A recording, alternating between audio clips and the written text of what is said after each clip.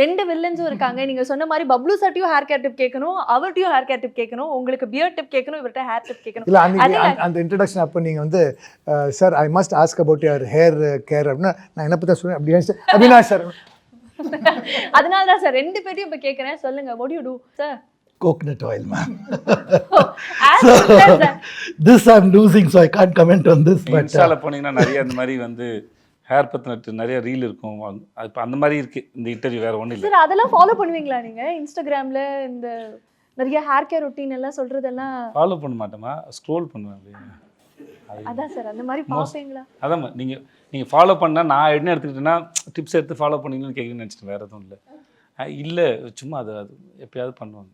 அந்த மாதிரி ஏதாவது டிப் எடுத்து சரி இதை ட்ரை அந்த மாதிரி இல்லை அப்படிலாம் யூ ஜஸ்ட் ஸ்க்ரால் அக்ராஸ்? இல்லை அப்படிலாம் தேவைன்னா அது டாக்டர்கிட்ட போகிறது, இல்லாட்டி என் ஒய்ஃப் அவங்களுக்கே சில டிப்ஸ்லாம் தெரியும், அவங்களே நல்ல ஆயிலெலாம் மேக் பண்ணுவாங்க. ஸோ அவ்வளோதான வழியே. மற்ற எதையும் திரும்பி புதுசாக ட்ரை பண்ண ஆரம்பிச்சேன்னு வச்சுக்கோங்களேன், 100 பேர் 100 விஷயம் சொல்கிறாங்க, ரொம்ப கன்ஃபியூஸ் ஆகுது அதில்.